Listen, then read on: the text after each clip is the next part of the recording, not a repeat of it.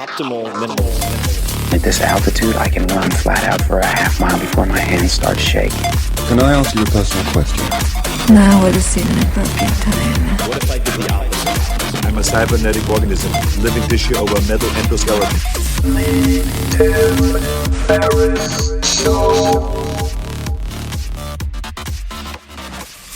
This episode is brought to you by AG1, the daily foundational nutritional supplement that supports whole body health. I do get asked a lot what I would take if I could only take one supplement. And the true answer is invariably AG1. It simply covers a ton of bases. I usually drink it in the mornings and frequently take their travel packs with me on the road. So what is AG1? AG1 is a science-driven formulation of vitamins, probiotics, and whole food sourced nutrients. In a single scoop, AG1 gives you support for the brain, gut, and immune system. So take ownership of your health and try AG1 today. You will get a free 1-year supply of vitamin D and 5 free AG1 travel packs with your first subscription purchase.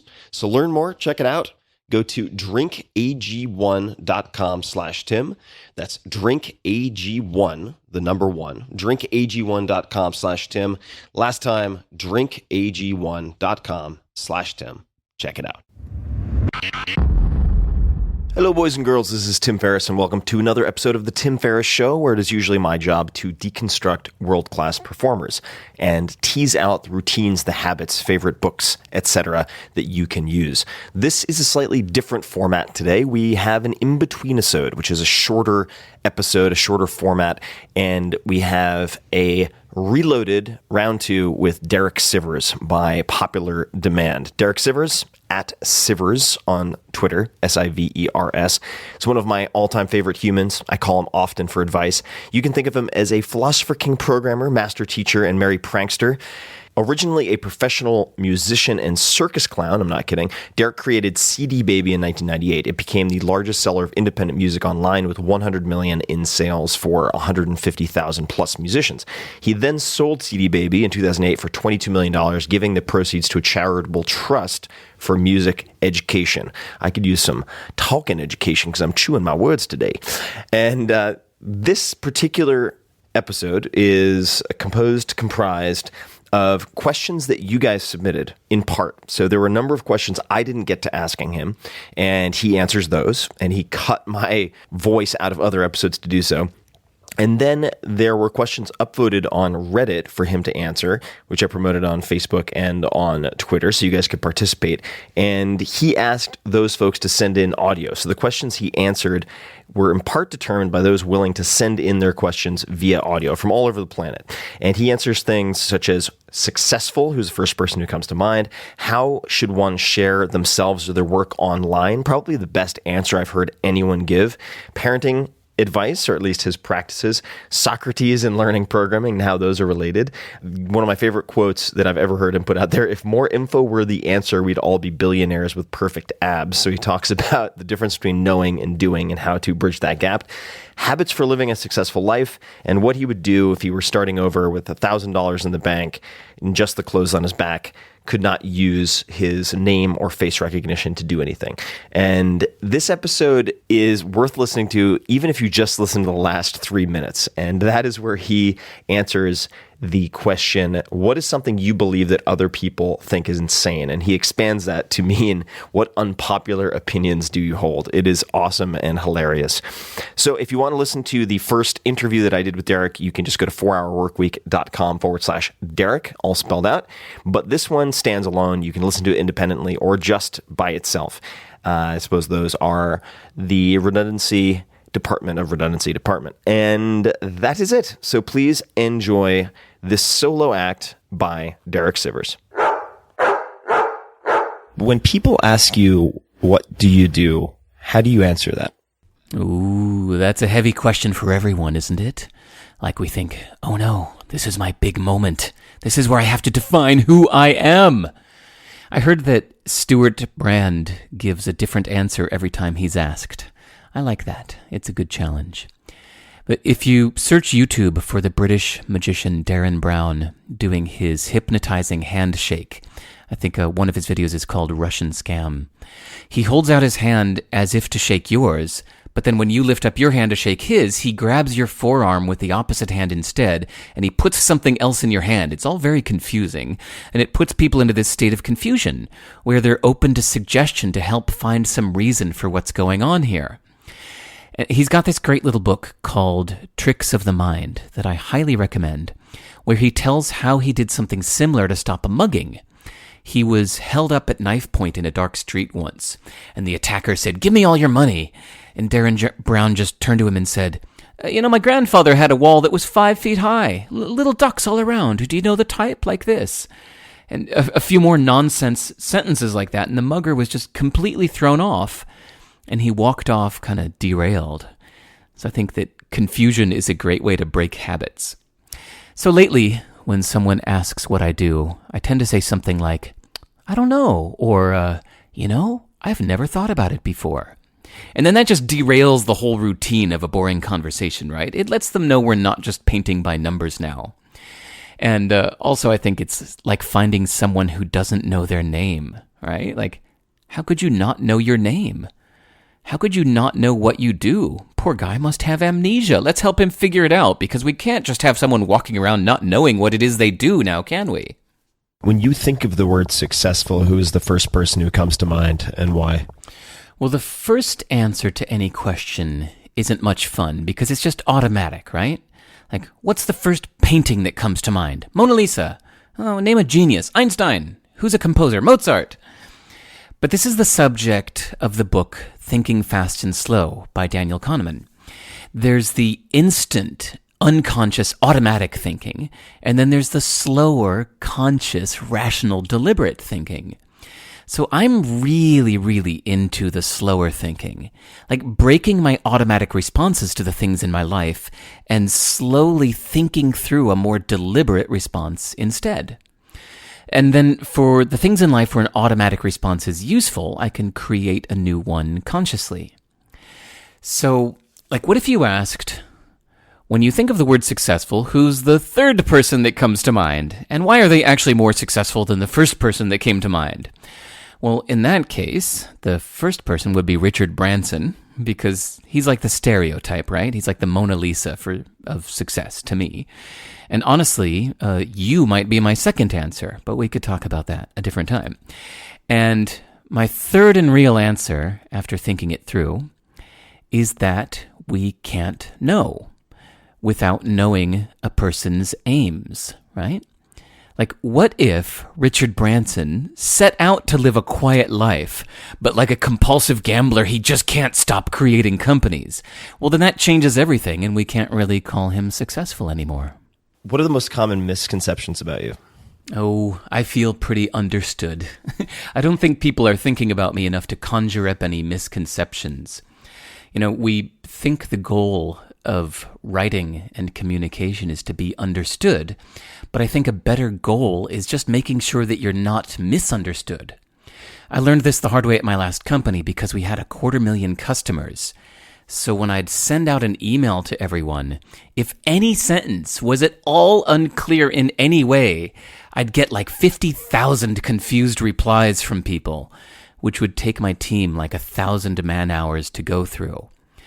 So now anything I put out into the public is rewritten and edited like crazy until I think it's as clear as can be. I'd love to talk about your morning rituals. So on your ideal morning, what does the first, like 60 to 90 minutes of your day look like? When do you wake up? What morning rituals are important to you, etc.? Well, not only do I not have morning rituals, but there's really nothing that I do every day, except for, eating or some form of writing. But here's why. I get really, really, really into one thing at a time. For example, a year ago, I discovered a new approach to programming my PostgreSQL database that made all of my code a lot easier. So I spent 5 months, like every waking hour, just completely immersed into this one thing. I would bounce out of bed at 5 in the morning and programming SQL code for like 19 hours from 5 a.m. till midnight.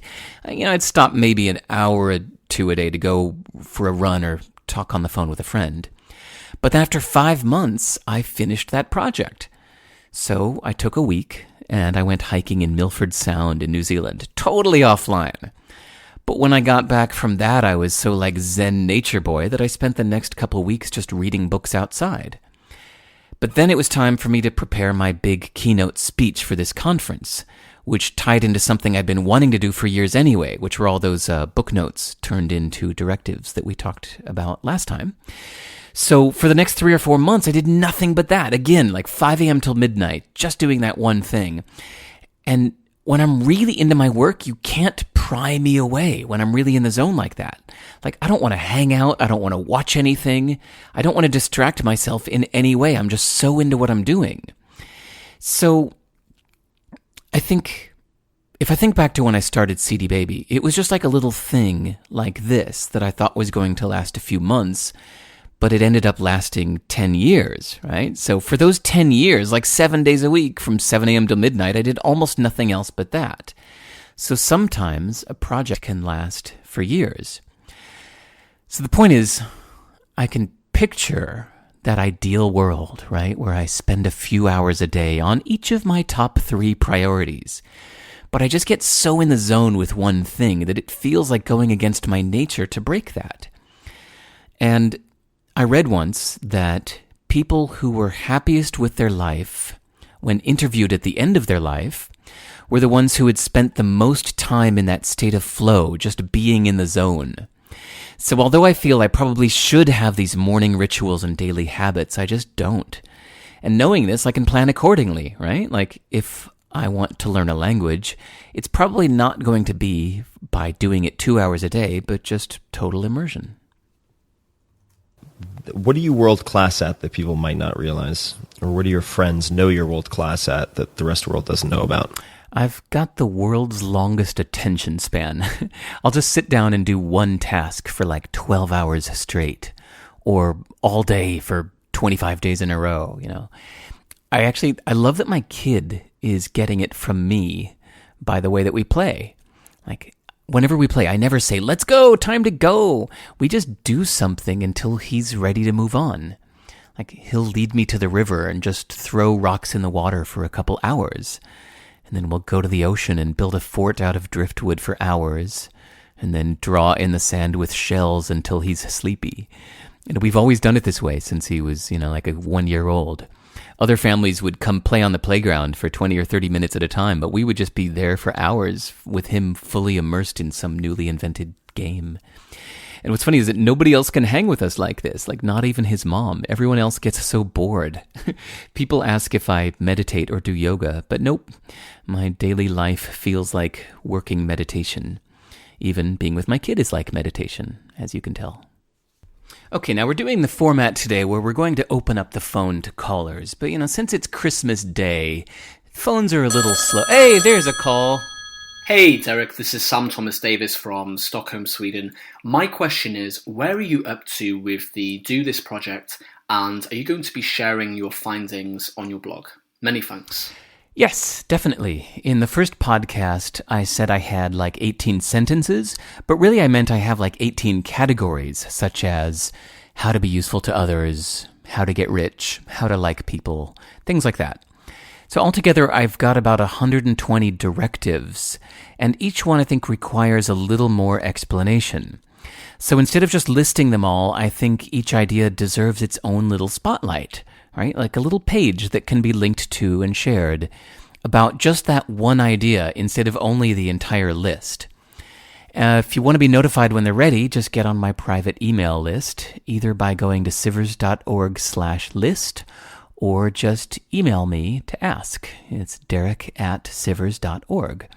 I think they're going to be my next 120 blog posts, really, and then afterwards I'll just post the big list with each point linking to those past posts for more information. And then when done, I guess I'll probably make it a book. Hi, this is Tobin in Boulder, Colorado, and my question is, what are a few directives for sharing thoughts online in an authentic way, particularly for introverts? Thanks. Well, that's not really an introvert-extrovert thing. I think everyone is scared to show their work publicly. At least doing it online is easier than getting up on stage. But the best book on this subject is called Show Your Work by Austin Kleon. You can see my notes on it at sivers.org/book, but I highly recommend just getting the book and reading the whole thing. It's awesome. As for directives, since you asked, I've got 4. Number 1, teach whatever you've learned immediately after learning it, while you still remember what it's like to not know it. Once you get used to knowing it, you can't imagine what it's like to not know. Number 2, share your work online. If your work isn't online, it basically doesn't exist. Number 3, share the process and the residue of your work. People really do want to see how the sausage gets made, so become a documentarian of what you do. Number 4, but release your creations sometime after completion. So once you've already moved on to the next thing. That way, when the world gives you its feedback or critique, it won't feel like it's reflecting on you, but just some work you did in your past. Hi, my name is Ayman from Morocco, and my question is, why and how did you become a programmer? Well, for me, it was absolute necessity. I think that's the best way to learn anything. There's this story about Socrates, that a student came to him and asked, "Socrates, how do I get wisdom?" So Socrates said, "Here, come with me." And they walked down to a nearby lake. When the water was waist high, Socrates suddenly grabbed the student's head and held it underwater. And at first the student thought it was a joke, but then Socrates kept holding him, and he started panicking and struggling to get up, and his lungs started burning. So finally Socrates let him up, coughing and gasping for air. And Socrates said, "When you desire wisdom as much as that next breath, well, then nothing will stop you from getting it." So I think if you want to start programming, first you have to have a problem that you need to solve, right? Like you have to feel the pain of the problem first, and then go find its solution. So usually that means just start trying to build something that you need, and so you can find out what you don't know. But also, I think it helps to learn from a well-written book that guides you through things that you didn't even know existed, right? Like you search Amazon for a programming book released in the last few years where multiple reviews say that, say that it was good for a beginner to use, right? Like reviews would say, "Hey, I'm a total beginner and this one really helped me." Those are the books I gravitate towards for learning a new thing. But as for me, it wasn't until after my business, CD Baby, took off that I started learning programming out of necessity. Because I was doing hours a day of manual labor, like copying and pasting things and processing everything by hand.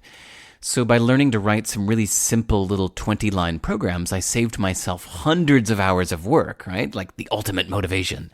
And then as my company grew, each new thing I learned to automate would save my whole team hours of a day of work. So yeah, the ultimate motivation is necessity. But now I just love it for its own sake. I think it's fascinating, and the lifestyle suits me. I love to sit in solitude and think and make things, and I love the immediate feedback you get from it. I highly recommend it to anyone interested. Hi, this is Tobin in Boulder, Colorado, and my question is, what are some directives for creating relationships with people who hold interesting worldviews? Thanks. Well, you make people interesting. If you're boring, they're boring. And if you're interested, they're interesting. I've read a lot of books on people skills, and they've all been worth the time. Some of them are How to Win Friends and Influence People by Dale Carnegie. That's the classic. Start with that. How to Talk to Anyone by Leo Lones. How to Make People Like You in 90 Seconds or Less by Nicholas Boothman. And Power Schmoozing by Terry Mandel. They have the most awful titles, but really every book I've ever found on the subject of people skills has been great. So I highly recommend that you go read 5 different books on the subject of people skills to get you into a considerate mindset. And then just practice with anyone. I think start with low stakes, right? Like you're actually probably a better conversationalist if you don't think that someone is a VIP. And I have a funny story about that. that back when I was a musician trying to get famous, I went to a music business conference where I was trying to meet VIPs from record labels that could sign me to a record deal. It was such high stakes and I was so nervous. But then during a break, I went out to just go dip my feet in the pool and exhale a bit.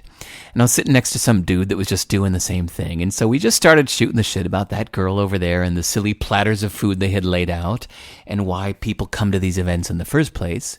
Stuff like that. And after a while, he needed to go. So he got up and he handed me his card. He said, "Yeah, nice to meet you." He gave me his card, and it turned out that he was the vice president of A&M Records. I was like, holy shit. If I would have known, I'm sure I would have been like an uptight mosquito. So yeah, I learned a lot about being a good friend and conversationalist from that moment. And he and I are still friends to this day, and he sent me some of my biggest clients when I started CD Baby. So start with low stakes, and then ideally, stay with low stakes. And lastly, I think it really helps when you have something to show for yourself. You've got to have some kind of cred because people want to meet another winner. So whenever you're introducing yourself, definitely don't hide your accolades. It helps to just have a little tagline that hints at the fact that you got something going on. Hi, Derek. This is Dave DiGiovanni from Kalamazoo, Michigan in the USA. Thanks for doing the podcast with Tim. Thanks for taking this question. You've helped a lot of people make money, and I'm just wondering if success in business has to be more complicated than that. I get overwhelmed reading there's so much content out there on how to make money, how to grow your business, how to start a business. And I'm just wondering if business needs to be more complicated than coming up with ideas on how to help other people succeed. Thank you. Well, let's talk about two things: simple versus complicated and easy versus hard. So look at running. If you talk with people who hate running, you'll hear them say, first you have to get your running clothes, then you get dressed, and then you got to put on your shoes, and you got to lace them up just right. Well, then you got to stretch, and then you got to warm up, and then afterwards you need to cool down, and you need to shower. It's such a pain. But if you talk with people that love running, they'll say, yeah, you just pop out for a quick run. And if you ask them about the steps involved, they'll say, there's just one, you just run. So knowing that we have this human nature to think of things we like as simple and things we don't as complicated, well, you can use this to deliberately simplify how you think of something you're avoiding, making it more appealing. So an ultramarathon is simple. You just run 100 miles to the end. But that doesn't mean it's easy, right? So success in business can be simple. You just find a need that people are proving they're willing to pay for and then find a profitable way to solve that need for them. But it doesn't mean it's easy. So what you have to do is notice in your mind when your complications are holding you back, and then turn the dial towards simplicity in your mind. So you just jump out the door and start running. But then notice in your results when your simplified approach might be holding you back, right? Like perhaps you are using only one tool in your toolbox and you need to learn others. And as for all the business advice out there, well, if information was the answer, then we'd all be billionaires with perfect abs. So really you listening to this, most of you probably just need to shut that shit off, put your blinders on, and get out the door and start running. Metaphorically speaking, that is. This is Matt in Toronto, Canada, and my question is, on the homepage of Sivers.org, and during your podcast with Tim, you mentioned that your personality type is INTJ. How has knowing your type affected your life, and has it played a role in any major life decision? To me, it doesn't really matter much. I think it's just shorthand for a basic description of my preferences. So I could write a few paragraphs about how I love solitude and I love making systems, or I could just link to the INTJ description, because I think it says it pretty well. But I think the Myers-Briggs are kind of like, it's like we made 16 little clubs, like Hufflepuff, Gryffindor, Ravenclaw. So because of these Myers-Briggs types, you can see someone else and say, oh, hey, you're a Ravenclaw too. I've met a few other INTJs who contact me because I have it right there in my self-definition, and we always seem to get along really well. I think it's cool. Now, as for affecting my life, well, I found that when I stopped going against my introvert nature and instead just decided to shape my life around it, it made me very happy. Because before that, I used to do a lot of really extroverted things, thinking that I had to. But now I work alone instead of around others, and I say no to almost all big group things, and instead spend really good one-on-one time with other people, and I'm happier than ever. I really think it's one of the best changes I ever made in my life. Hi, this is Tobin in Boulder, Colorado, and my question is, what should someone ask to determine their own utopia? Thanks. First, ask yourself, is this in theory or in practice? Like, have you proven from your experience that this is really what works best for you? Whatever idea you have to challenge it. You need to argue against it because there are so many things that seem great in theory, right? Like, for example, say you're living in a little apartment in a noisy city, and so you think that you'd be happy if only you had a big place out in the silent country. And so you do it. You splurge, you buy a place, or you sign a year-long lease. And then you move out to the country and, after 2 months, you realize that you miss too many things about the big city. You made the wrong prediction.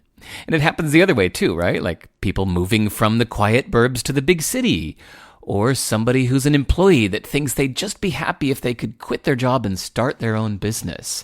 And oops, doesn't always work out like that. So my recommendation is to do little tests. Like, try a few months of living the life you think you want, but leave yourself an exit plan, being open to the big chance, that you might not like it after actually trying it. The best book about this subject is Stumbling on Happiness by Daniel Gilbert. His recommendation is to talk to a few people that are currently where you think you want to be and ask them for the pros and cons, and then trust their opinions since they're right in it, not just remembering or imagining. This is James McGill from Sligo, Ireland, and my question is, how do you define success? And what habits or skills are most important to living a successful life? Thanks. Okay, well, first let's define success. Ask yourself if you think Robin Williams and Philip Seymour Hoffman were successful actors. I think it's a tough call. Like, my first reaction is yes, but the more I think about it, my answer moves halfway towards no. As a different example, think of someone you know who that you'd consider be like the definition of a total loser. And now you give that person $1 million. Are they now a winner? Of course not. And that sounds like a contrived example, but a lot of fame and fortune is dropped into the lap of people who were just the right face in the right place at the right time, but are actually miserable, awful people by any definition. So the more you think it through, the more you realize that you have to define success first by your inner game, not some outside measure of money or fame, right? Mastering yourself, your mind, and your actions. But now, if you only master yourself and you don't help anyone else, well, then we'd call you happy, but like nobody would define you as successful. So the very definition of success must include how much you helped others. And I'll bet that if you helped thousands of people, even if you didn't ultimately profit from it, but you were personally miserable, well, we might still call you successful because you helped others, right? So the point is, if you want to be undeniably successful, you need to both master yourself and help others. Don't focus on the money or the fame. The real success is mastering your emotions and actions and actually helping lots of people. So, the definition. But now you asked, what habits or skills are most important to living a successful life? Well, by this definition, habits and skills, number one, the skill and habit of managing your state and your emotional reactions and actions. Number 2, knowing what people need in general and what you need in particular. Number 3, people skills, how to see things from the other person's point of view and how to communicate from their point of view. And number 4, the ability to focus, learn, practice, and apply what you learn. If you can do those 4 things, you can do anything. You can first be happy without depending on anyone or anything in particular, and then you can understand what people need, learn how to provide it, and make sure they know it. Hi, this is James in New Zealand, and my question is, if you instantly lost all your resources, money, contacts, etc., had no possessions except the clothes you're wearing right now and $1,000, and looked like a completely different person, i.e. no one would recognize you, what steps would you take to become successful? Well, notice how we all assume that when you say become successful, you really mean get rich. But as we covered in the last question, money is almost moot in what it means to be successful. So if you took absolutely everything away from me, I'd still be successful because I know how to be happy, how to be considerate, how to be useful, and how to learn. And it sounds like I'm being Mr. New Age positivity, but it's really not. This was learned the hard way. I spent years with very little, with just a few $100s in the bank, and now I've spent years with millions in the bank. And I found that having millions gives you a nice sense of security, but when I look at my daily life, I'm not even using the money. So here's what actually makes me happy. A quiet little place to live alone, a working laptop, access to the internet and books, enough money for food, my good health, and let's say 2 good friends. And everything past that is kind of bullshit. So if I had $1,000 and these clothes, I'd already be successful because I'm successful at thinking, learning, and thriving. And that's all I need to be happy. Now, what would I do? If you actually want to know the actions, like if that really happened, what would I do? Well, I'd just go get any old job. I'd find an old used laptop for $100 and install Linux on it. I'd go get a teacup and some tea, and I would get back to reading, learning, writing, thinking, and sharing what I've learned. 'Cause to me, that's success. My only expensive qualification is that I like to live alone, so I'd probably use my programming skills in return for rent so I could have my own place at first. But I think even if I had no skills at all, like if you put me a few 100 years into the past or future, well, I know how to focus, learn, and practice. So there are these skills, like sales and marketing that everyone always needs help with. So now, if you're talking about how to make a lot of money, well, I'd probably pick almost any of the paths online that are in these programs that are out there about like how to make a lot of money, but the ones that aren't like a long shot to mega millions, but the ones that are really just proven strategies on how to pick a business and optimize it. I think it's kind of like diet and exercise plans, right? Where most of them work well enough if you actually follow through and do what they say, and not just half-ass it, but really do it all the way. So any of those would work. What is something you believe that other people think is insane? Oh, that's easy. I've got a lot of unpopular opinions. I believe alcohol tastes bad, and so do olives. I've never tried coffee, but I don't like the smell. I believe all audiobooks should be read and recorded by people from Iceland because they've got the best accent. I believe it would be wonderful to move to a new country every 6 months for the rest of my life. I believe you shouldn't start a business unless people are asking you to. I believe I'm below average. It's a deliberate, cultivated belief to compensate for our tendency to think we're above average. I believe the movie Scott Pilgrim is a masterpiece. I believe that music and people don't mix. That music should be appreciated alone without seeing or knowing who the musicians are, and without other people around. So just listening to music for its own sake, not listening to the people around you, and not filtered through what you know about the musician's personal life. I believe it's unwise to prioritize lifestyle design. because it's dangerously self-centered, and you're rewarded most in life for keeping your focus on being useful to others. I believe loyalty is silly, that we should constantly try to be disloyal and only be loyal to the rare person, place, or idea that we're just unable to be disloyal to. I believe it's good to feel smug. It means you're proud of yourself, which means you're living according to your beliefs.